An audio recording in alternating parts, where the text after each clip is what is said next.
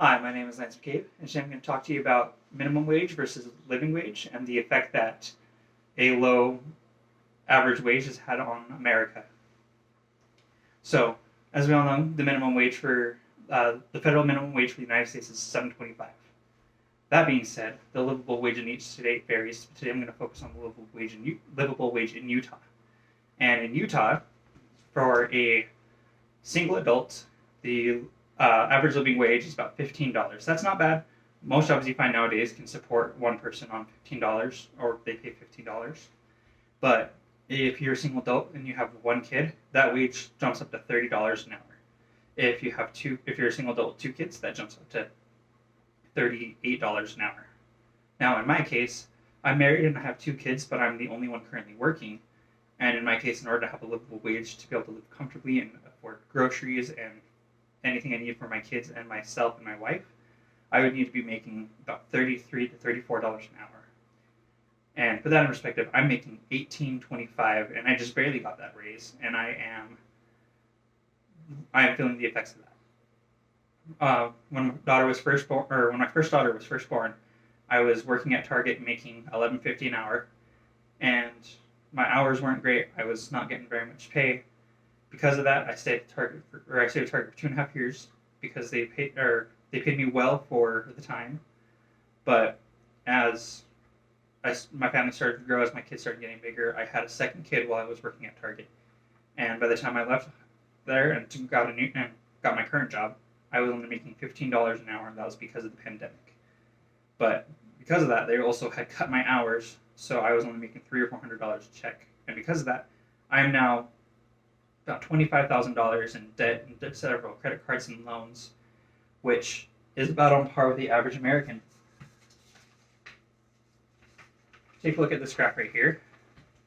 The average millennial is about $26,000 in debt, and this is just including credit cards, loans, anything that they might need for personal use. This doesn't include student loans, mortgage, if they're able to afford one in the first place, or anything like that.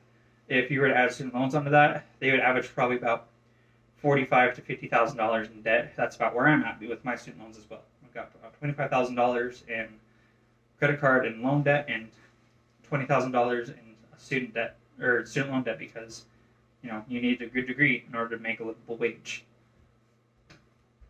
On top of that, if you're able to afford a mortgage, you add on hundreds of thousands of dollars on top of that. On average, for the lowest cost of a mortgage, you add about $150,000 on top of your current debt, putting you at about $230,000 in debt. And that's if you find a cheap home. Yeah, if you find a cheap home. If you want a nice home with about 3 bedrooms, 2 bathrooms, something like that, maybe 4 or 5 bedrooms, you're looking at $500,000. And most people can't pay that outright, so they're going to take a loan up from the bank, and they're going to have to pay that back, and that's $600,000 in debt now that they have.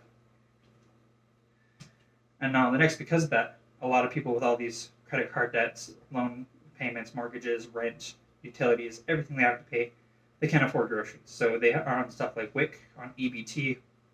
I myself have been on those. I'm currently on WIC. I was on EBT, but the minimum for that dropped, so I was not able to afford it anymore after I got my raise, which is good and bad. It means I'm making some good money, but also I'm having trouble affording groceries for myself and my children.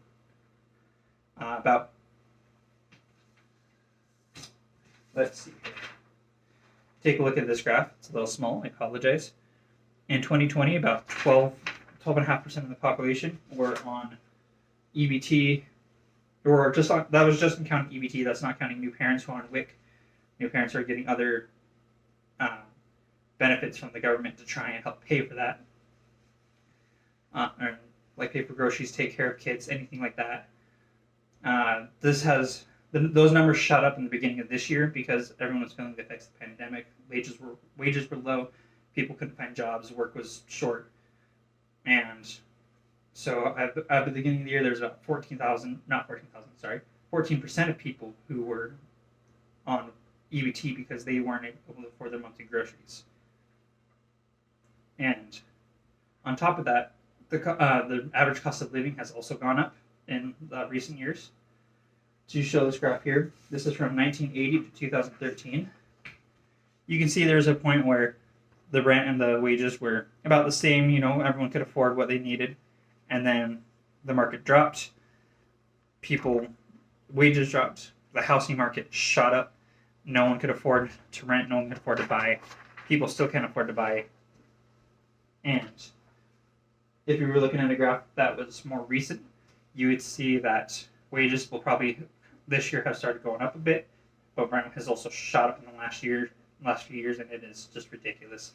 The same home that someone rented out 20 years ago would have been $200. Now they pay probably $1,600 a month just for rent. That doesn't include utilities and any other things that they need for the apartment, like internet and all that. So a lot of people nowadays just aren't able to afford living without debt. So with that said,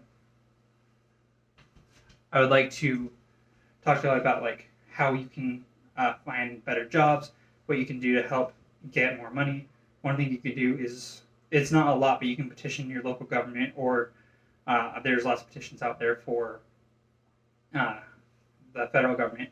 You can sign petitions, you can go to them, you can write letters to them, try and get them to raise the federal minimum, try and get them to be able to give the people more money.